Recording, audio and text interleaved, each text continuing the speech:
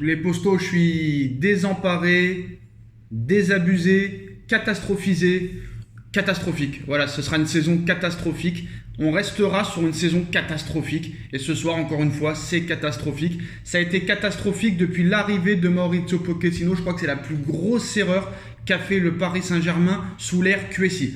Je n'ai jamais vu un tocard pareil. Un tocard pareil. Je sais ce que vous allez dire. Tu as dit pareil sur Tuchel. Emery à l'époque, on a vu ce que ça a donné. Là, je peux vous assurer que Mauricio Pochettino ne réussira nulle part ailleurs. Ou si vraiment il réussit, c'est que là, vraiment, il y a un très très très gros problème. Mais le problème, il existe déjà.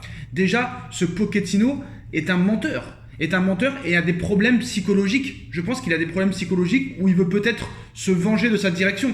Parce que, encore une fois, ce soir, même pas de Simons, même pas d'Edouard Michou dans le groupe. Même pas sur le banc.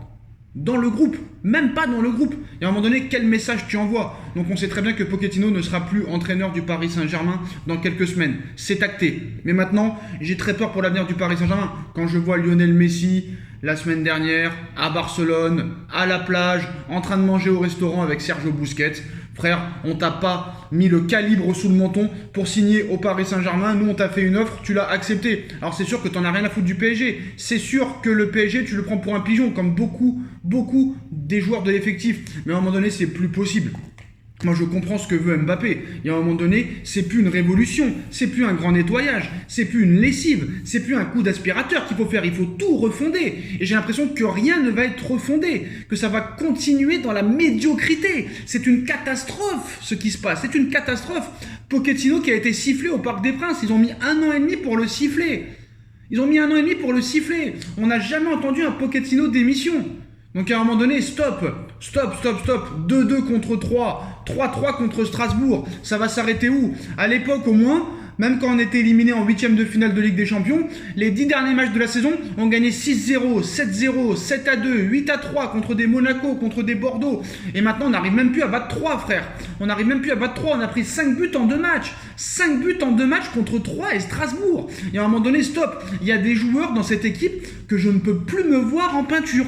Dites-moi en commentaire si pour vous c'est pareil. Je suis désolé, Presnel Kimpembe, cette saison, c'est une catastrophe. C'est une douille. Pourquoi? Expliquez-moi pourquoi Ramos n'a pas joué ce soir. Mais ce mec-là a des problèmes psychologiques. Combien Kimpembe a provoqué de pénaltys cette saison? Combien? Beaucoup trop. Alors Marquinhos a été buteur ce soir, ça fait plaisir. Hakimi et Nuno Mendes qu'on met encore dans un registre qui n'est pas le leur. Qu'est-ce que ça t'aurait coûté ce soir de jouer en 3-5-2, de mettre Ramos, Marquinhos, Kimpembe? T'as un gros problème psychologique, faut que t'ailles voir un psychiatre, un psychologue, un psychanalyste, voilà, je sais pas. Di Maria catastrophique, Messi catastrophique. Pour une fois, Mbappé, on l'a pas vu. Le PSG n'a jamais trouvé de solution. Un jeu complètement stéréotypé, un jeu ennuyeux. C'est catastrophique. Voilà, c'est catastrophique. Alors d'accord, ce soir, les Troyens ont fait beaucoup de fautes, mais voilà, c'est incroyable. Franchement, c'est incroyable. Bon, l'arbitre ce soir un petit peu bizarre, hein. Il y avait penalty pour nous, il nous siffle pas. Il y a eu 448 fautes de 3, mais bon, c'est plus le problème maintenant, c'est très clairement utopique, maintenant c'est anecdotique. Voilà, c'est anecdotique, mais moi franchement j'ai très très peur, hein, parce que voilà, Neymar qui transforme un penalty, on dirait que c'est le meilleur joueur du monde. Bref, c'est catastrophique,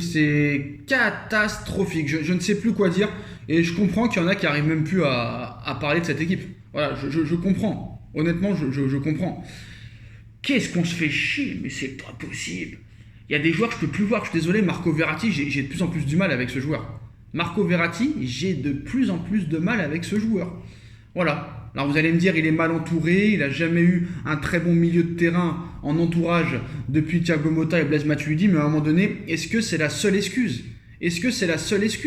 Donc à un moment donné, moi, honnêtement, le changement, je sais pas s'ils sont prêts, mais voilà. Bon, tu veux que je fasse un petit débrief vite fait, très vite fait, très rapide et très efficace? Bon d'accord, le capitaine Marquinhos qui marque, Neymar qui marque, les deux Brésiliens qui marquent. Ouh, super.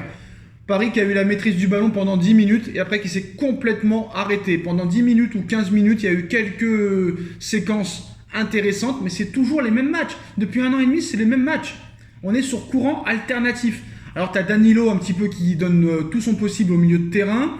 Il n'y a pas de rythme, il n'y a pas de jeu. Il n'y a pas d'identité, c'est un jeu complètement stéréotypé. Il y a encore Messi qui tape sur le poteau, alors qu'il est poissard comme pas possible. Alors Messi, d'accord, il est peut-être mauvais, mais si tu transformes toutes ses frappes sur le poteau en but, ce n'est pas exactement les mêmes stats. Mais voilà, je trouve que là, j'ai jamais vu depuis 10 ans une saison comme ça, hein, catastrophique. Hein, ça a été catastrophique jusqu'au bout.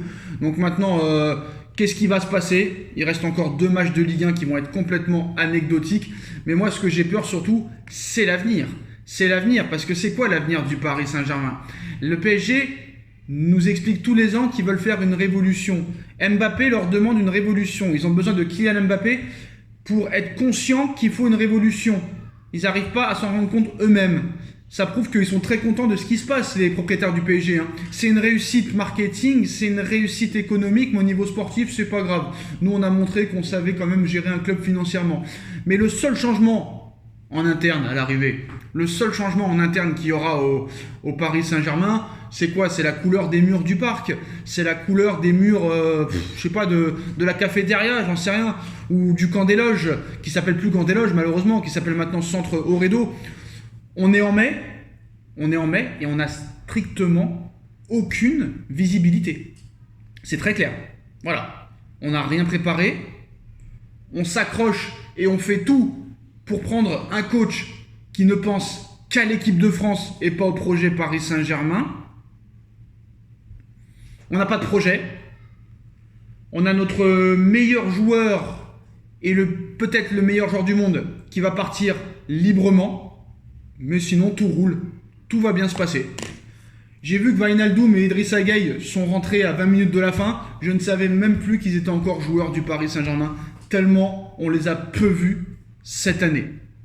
Voilà. Donc c'est un mercato catastrophique. Même moi, mea culpa. Hein. On a encore été pris par, on va dire on a été pris par l'engouement, qui n'en était pas un en fait. Donc maintenant, est-ce que tu peux faire pire au prochain mercato? Je ne sais pas. Mais là, je pense que d'ici les prochaines semaines, si vraiment des décisions drastiques ne sont pas prises, ça risque d'être très compliqué. Ce soir, tu fais 2 partout contre 3. C'est une honte. C'est un scandale. C'est une catastrophe. Force est de constater que Mbappé ce soir a été inexistant. Le meilleur joueur du match, peut-être, je ne sais même pas. Personne. Voilà, personne. Ça a été catastrophique. L'homme du match, les supporters. Voilà, pour faire plaisir. Mais catastrophique, nullissime, horrible. Et là, franchement, s'il n'y a pas vraiment de grosses décisions qui vont être prises, l'année prochaine, on va tomber de très très haut. On va tomber de très très haut parce que là, on est parti pour perdre notre meilleur joueur. Allez voir sur ma chaîne Sacha Benita, une vidéo est sortie sur le dossier Mbappé, très important. Un joueur, tes 2 stars, soi-disant tes 2 stars, Messi et Neymar, qui vont complètement baisser le rythme et lever le pas pour être à 100% pour la Coupe du Monde 2022 qui aura lieu cet hiver. Il n'y aura presque aucun joueur qui seront focalisés sur le Paris Saint-Germain. Quelle idée d'avoir fait une Coupe du Monde en hiver. Il fait très chaud au Qatar, c'est normal. Puis l'oseille avant tout. Hein. Donc voilà les postos, mais là, je ne prends plus aucun plaisir. C'est un calvaire pour regarder les matchs du PSG. On n'a pris aucun plaisir. Et voilà. C'est très compliqué maintenant de voir ce qui va se passer. Mais s'il y a le départ de Mbappé, s'il n'y a pas un coach de renom qui vient, là on va jouer le maintien l'année prochaine. Hein, et j'exagère pas. Hein. Honnêtement, j'exagère pas. Heureusement qu'on est dans une ligue très faible, dans une Ligue 1 très faible et dans un championnat très faible. Parce que je pense que si là on est en première ligue, je ne sais même pas si on finit dans les 10 premiers. Avec le rythme qu'il y a et avec la qualité du football anglais. Voilà les postos, dites-moi en commentaire ce que vous en pensez. On like, on partage, on commente, on s'abonne et on se retrouve très vite pour une nouvelle vidéo. Tchuss.